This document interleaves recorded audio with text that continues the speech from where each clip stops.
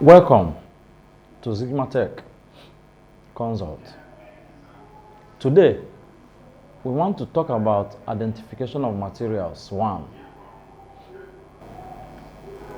By the end of this class, you should be able to identify wood, state the properties of wood, identify metals, and state the properties of metals. Identification of wood. Now, just like you know, wood is a very important material needed in building. We need wood for construction, we need it for roofing of our houses, we need wood for so many woodwork projects like the table, like the chairs we sit at home. We need wood for these purposes. But there are different aspects, there are different types of wood that we have. So that when you see this wood, you should be able to differentiate between one wood and the other. Is this one, what kind of wood is this one? Is this wood mature? Is it something I can use for my woodwork? Is it something I will use for roofing? Is this something I will use for decking? Is this something I use for nogging? And so on and so forth. So to really identify and differentiate wood, okay, a piece of wood from the other, there are certain things that will enable us to really differentiate or identify wood. One of such parameters, is the color of the wood. The appearance of the wood, the weight of the wood, the hardness of the wood, the leaves. The leaves, you can actually use the leaves to differentiate, trees that have produced the wood that we are talking about.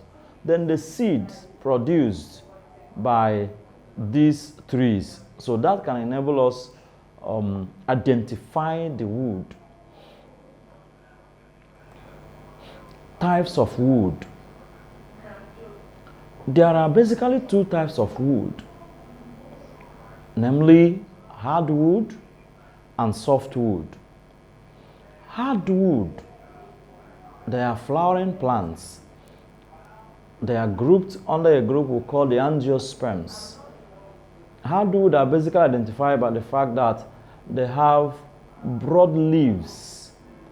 These leaves normally shed during the dry season because it's broad. Broad leaves give room for transpiration. That means loss of water from the plant. So those broad leaves during the dry season, they will shed off, the broad leaves.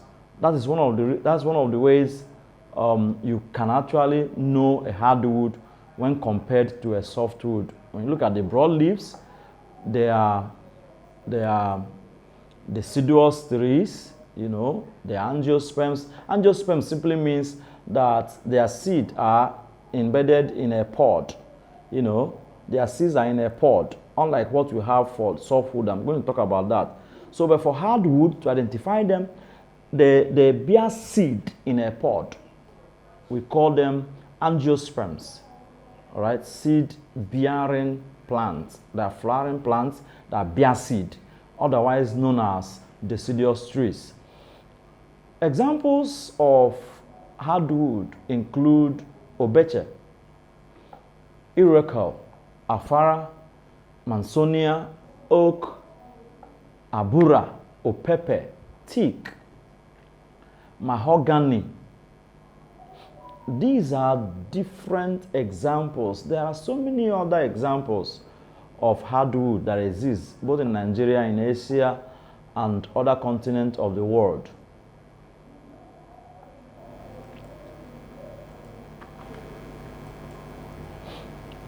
On the screen here is an iroko tree. This is an iroko tree. The one found in Nigeria this is what it looks like. So when you see them in your forest, you should be able to know that this is a hardwood. See the way they are. They are broad leaves. See the bark, secondary thickening. Naturally, hardwoods, they have this cambium. I've said that in my previous video about processing of wood.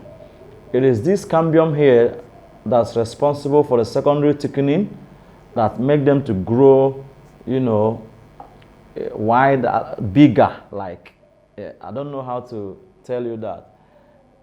They grow wider and bigger, and we can now process them for wood. Softwood. Softwood, they belong to a group of plants we call gymnosperms. Gymnosperms here simply means that they bear naked seeds. They are evergreens. Their leaves are reduced. They don't have broad leaves like we have in hardwood. Their leaves are reduced. You know, they are evergreens. You can also call them conifers. They're evergreens. All right. They don't shed their leaves during dry season. That's one of the things you should use to differentiate them.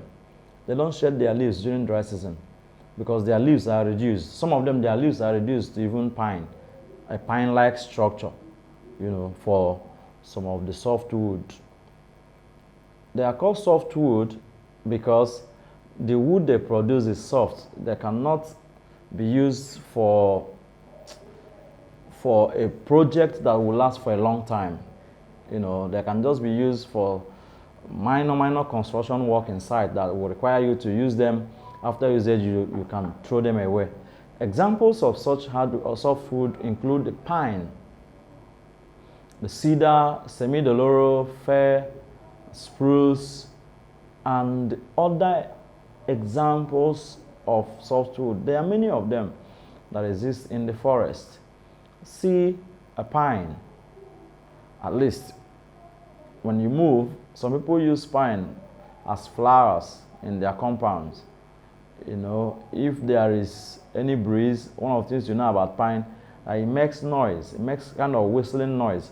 That's pine, a softwood there you're seeing on the screen.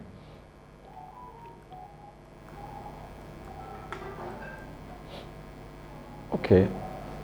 What are the properties of hardwood? What are the properties you see in hardwood? What are the things that when you see, you know that, oh, this particular wood is hardwood? At least, if you see hardwood, they are dark in color. When you see them, they are heavy when compared to softwood. When you lift a chair made of hardwood, you will need your two hands to be able to do that because they are heavy, you know. It has a complex cellular surface. Hardwood has a complex cellular surface. When you look at the surfaces, it's as if we have them in complex form. You cannot see them arranged like they should be. Normally, the annual rings are not that visible when you compare to the softwood. The annual rings in hardwood, they are not visible. Okay, so hardwood trees, when you see the tree growing in the forest, they have broad leaves. I've said that before, but they shed them during dry season. The seed of hardwood trees, they are enclosed in a pod. These are the striking properties of hardwood that we can use to identify them when you see them in the forest. What are the properties of softwood? These properties will enable you to identify them. When you lift softwood, you'll discover that they are light. They are not as heavy as hardwood, sorry. They are also lighter in color. They are lighter in color. They are easy to work on. If you see a carpenter working on hardwood and softwood, the one working on softwood will not expend his energy much. But the one working in hardwood will have to expend much energy to drive in nail into it. Okay, so softwood, they are easy to work on. That's why we use some of them in some furniture work. Okay, then the trees of softwood produce naked seed. That's why they are called gymnosperms. Okay, they are evergreens. evergreens. They don't shed their leaves even during dry season. Softwood trees are evergreen. All right. Now, if they have these leaves, some of them, their leaves are also reduced to needle. They have a needle-like leaves. That's one of the ways you identify softwood. So when you enter the forest, maybe for excursion or for any reason, these are things you look out for to be able to identify this is a softwood and this is a hardwood. We want to talk about another material that is very, very important in technology. That is metal. There is no construction work that we go on, call it building, call it road constructions, that metal will not be used. So it's important we talk about metal and tell you ways you can identify metal when you see them. So metal are natural elements that are found in rocks. Okay? They exist in their impure state called their ores. Most metals exist as ore, so they need special purification to get the purified metal, you know. In our subsequent videos, we're going to talk about ores of metal, how metals are purified from their ores. But for now, we just want to tell you how you can identify a metal. Okay? Metal can be identified by their physical properties. At least when you see a metal and you want to kind of carry them up, you don't just use your finger to lift them. They are heavy. Metals are heavy. They don't break when you compress them. Maybe compared to wood, so to say. When you compress metal, they don't break. Although ceramic also has that property, but metal has that property. They don't break when you compress them. They are heavy, right? We have different types of metal. We have different types of metal.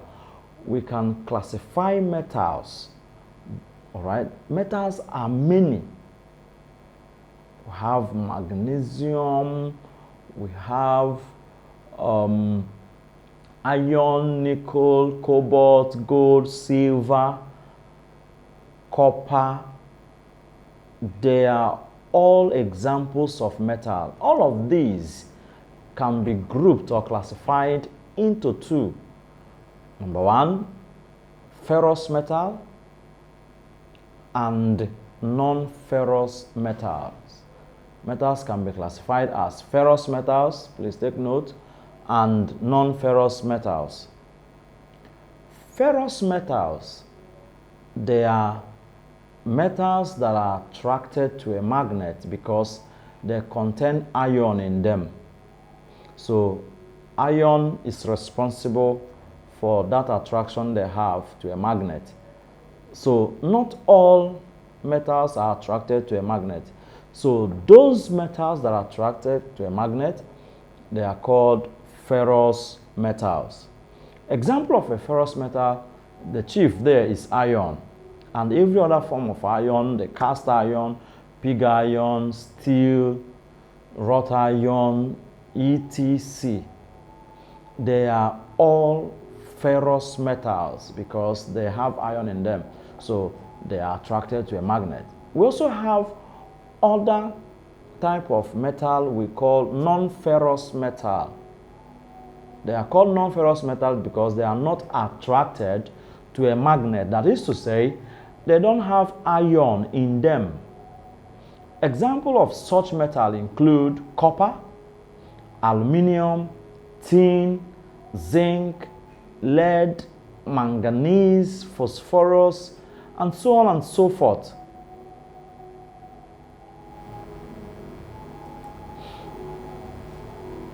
You can see on the screen some of the pictures of the metal. This is cast iron.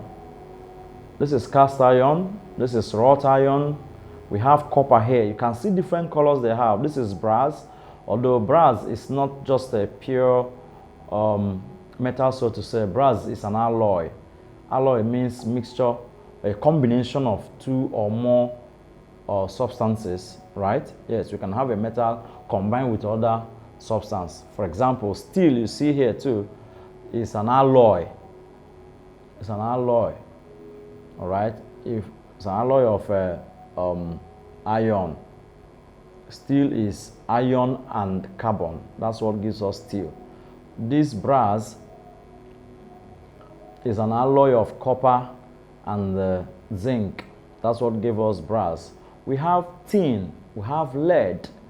We also have other examples like you can see on the screen with their different colors. So by their colors we can differentiate them, just like I said before.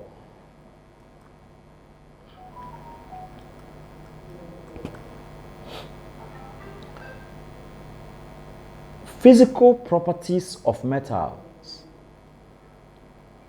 Metals have this property that we can actually see.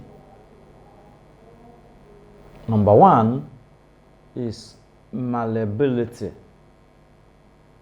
Metals can be beaten into shapes.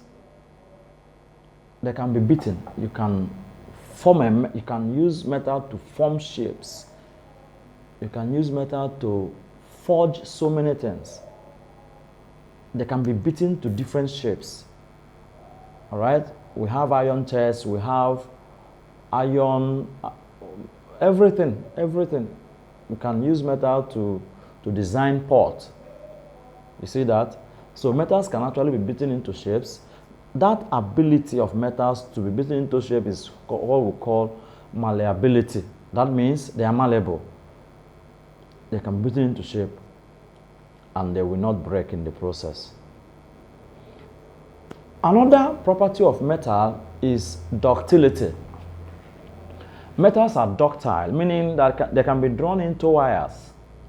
See example of what I'm talking about here. You can see this wire here. In our homes, we have wires in our homes.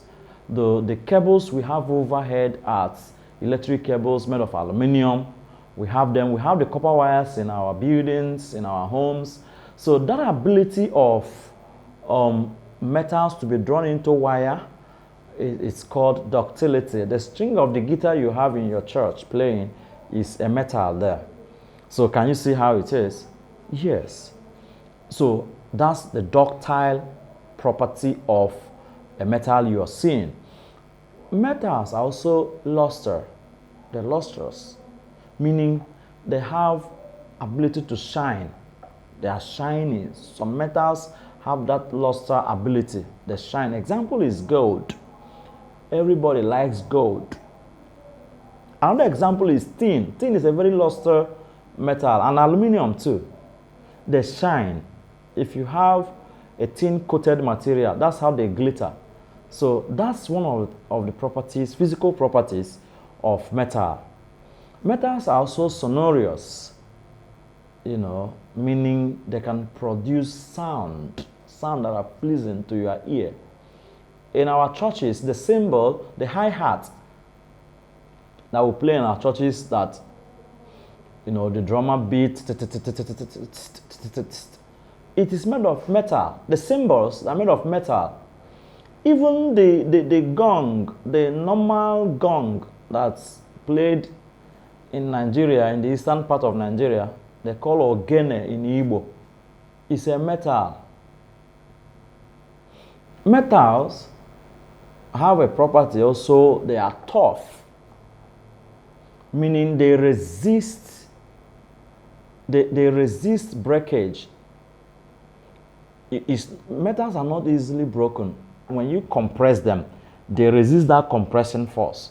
So they are tough. Metal, they are hard too. Metals are hard. Okay? They are hard. They are not soft. Although lead happens to be soft compared to other metals. They have high density. Density simply means the ratio of mass of a body to its volume. Metals have high density. They are heavy. In a layman's language, they are heavy. Lead, for example, is a very heavy metal.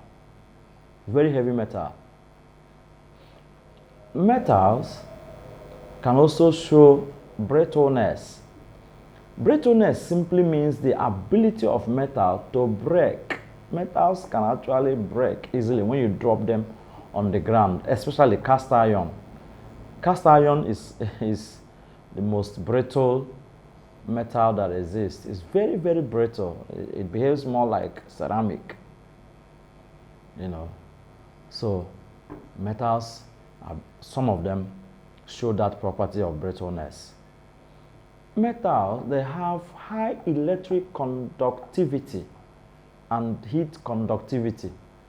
Metals conduct heat, they conduct electricity. That means they allow electricity to pass through them. You know, most electric wires that we use in our homes, they are made of copper. As a matter of fact, silver too is a very good conductor of electricity, although it's very expensive. So the preference for copper. And other metals too that allow electricity to pass through them. Metal also show a property we call elasticity. When I say this, I need you to know that elasticity is not only limited to rubber. Metals also show a property we call elasticity because iron spring, for example, when you distort them, when you apply force on them, right, their shape will change. And when you remove the force that distorts them, they will go back to the original shape and size. So any material that can return to its original shape and size when the force that distorts it is removed is said to be elastic. Metals, although not all of them, some metals show elasticity. I've given you examples. Springs. In physics laboratories, we make use of those springs in Hooke's law experiment. So metals show elasticity. Metals also show some magnetic properties. Iron, for example, can be used to make a magnet, permanent magnet. Soft ions are used to make temporary magnets, although they have a very strong magnetic field. I mean, soft ions. They can easily be magnetized. They can be easily demagnetized. So metals show these properties. So when you see a material that's showing all these properties that I've mentioned to you and other properties, please know that such material is likely going to be a metal. When you confirm it's a metal.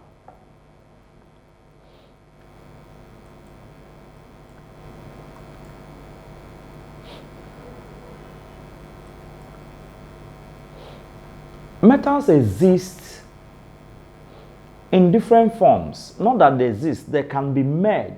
They can be produced in different forms. Metals can be produced in the form of rod.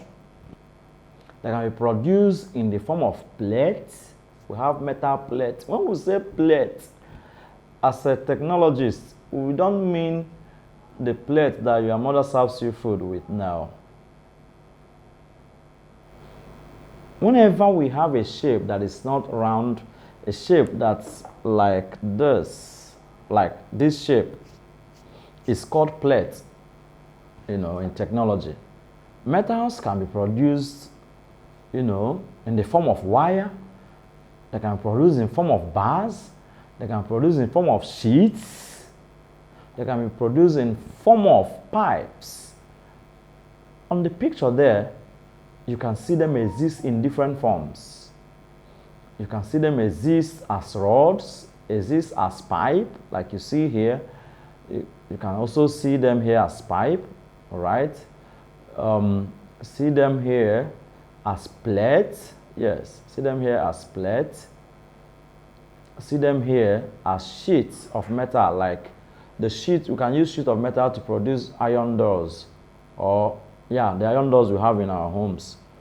You know, whenever we have metal like that, we call them sheets of metal. Okay. I need you to sit back as I take you to our app. That's an ExamGuide app that's designed specifically for people that sit for basic examination. If you actually want to make your basic examination in one sitting, all distinction, I recommend this app to you. I recommend it strongly to you to use it to practice. So let's navigate through the app to see how we can use it to answer some questions. The following are parts of tree, except A. Branches, B. Conifers, C. Leaves, root, trunk. Of course, the answer there is conifers. A tree that produces wood has the following. It has branches, it has leaves where photosynthesis takes place, it has roots where it actually absorbs minerals from the earth, the trunk, that's otherwise called the stem, but not conifer. So, except conifers. Conifer is the right option here. Softwood is associated with the following characteristics, except softwood, option A, evergreen in nature, naked seed in cones, needle-like leaves, they shed their leaves, tracheate, provided support. Now, a few moments ago, I listed the properties of softwood to you. And one of the things I told you is that they are evergreen. They don't shed their leaves. If they have leaves, their leaves are reduced to needle-like structures. That is, in a way, they reduce transpiration.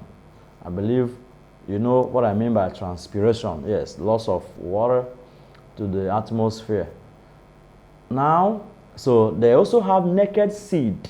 That's why they are called gymnosperms. They shed their leaves? Definitely not so. They don't shed their leaves. They are evergreens. Shedding of leaves, okay, is to the hardwood. They have tracheate support, of course. They have tracheate as their support system. Okay, let's look at another option, another question. Cast iron is known for its hardness and what? Brittleness, ductility, elasticity, malleability, plasticity. Of course, cast iron, I just mentioned it a few moments ago, cast iron is known for its hardness and brittleness. When you drop it on the ground, it breaks, right? That's why even engine block of cars, there's a level of heat to experience.